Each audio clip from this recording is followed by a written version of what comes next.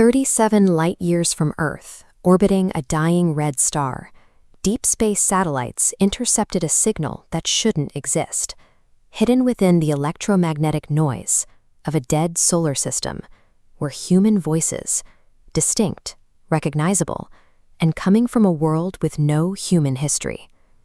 Initial analysis attributed the anomaly to standard interference. Scientists assumed the dying star's radiation was simply distorting normal background radiation into familiar-sounding patterns. When engineers isolated the core frequencies, the pattern shifted. The static fell away to reveal dozens of clear, overlapping English conversations. Voices of people crying, laughing, and calling out names of relatives, some of whom had been dead for decades. The project was immediately moved to a secure facility in the Nevada desert. Working in total isolation, the research team began referring to the world as the listening planet. Inside NASA's communications wing, the atmosphere turned to panic. One technician reported hearing his own voice in the static, whispering a sentence he had only ever thought in private. The mission was classified before the end of the day.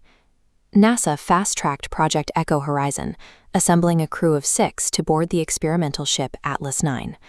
Their objective was to find the physical source of the transmissions and determine how human voices had reached a star system 40 trillion miles away. Humanity had spent decades listening for signs of alien life, only to find a world that seemed to be echoing the sounds of our own existence back to us. The 7-month journey was defined by a steady, routine silence until the 4th month. Communication specialist Mia Alvarez intercepted a transmission of her father's voice, a man who had died 3 years prior, begging her to stop listening and turn back. Tension aboard the Atlas 9 escalated as the anomalies became physical. Crew members reported rhythmic knopping echoing through the ventilation shafts, and the sound of whispers emanating from the ship's internal machinery, though audio logs recorded nothing but silence. Just before arrival, a clear message broke through the ship's internal speakers. The voice was an exact match for Commander Elias Kane, but it sounded decades older and broken. It issued a single warning: if you land, you won't leave. The planet was already using the crew's own memories to build a barrier. Before they even entered orbit, the mission was being confronted by its own future. Kepler 91X appeared as a dark, stagnant mass. Black storm systems moved with unnatural slowness, illuminated only by silent lightning deep within crimson clouds. In low orbit, the radioactivity became deafening. Thousands of voices flooded the ship's systems simultaneously, some laughing, some screaming, and others speaking in languages that had no business being 37 light-years from home. The surface scans revealed structures that defied any known mission log. Human research stations, towers, and landing zones stood half buried in the alien dust, their doors hanging open to the dark, airless landscape. Inside the facility, the crew found beds that remained warm to the touch, and personal belongings scattered as if recently abandoned. On the walls hung dozens of photographs of the crew members themselves, childhood pictures and graduation memories that had never been uploaded to any public database. The transmission signals had taken physical shape. The facility wasn't just a building, it was a reconstruction of the crew's private lives, built from the data the planet had been collecting for years. Following the sound of her father's voice, Mia Alvarez moved into the subterranean levels of the facility.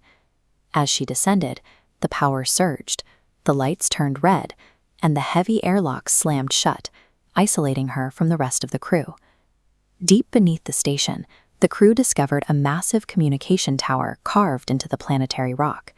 Thousands of wires stretched out from the humming machine, spiderwebbing into the dark. Mia stopped before the machine, watching monitor screens display names and timestamps. The voices playing through the speakers belonged to millions of people back on Earth, some long dead, others currently alive, and some with future birth dates. The planet was functioning as a massive, automated recording device. It was catching every word and thought transmitted into space, storing them in the rock to be replayed in a cycle that seemed to ignore the linear flow of time. As the station's power fluctuated, shadows outside began to coalesce into human-shaped figures. They stood motionless in the red light, wearing NASA uniforms and suits that matched the outdated designs of missions that had never officially launched. Out of the dark tunnels, a figure emerged that stopped the crew in their tracks. It was an older, scarred version of Elias Kane. He didn't look like an alien mimic. He looked like a man who had been living on the planet for decades. The older Elias explained that the planet doesn't just listen, it learns.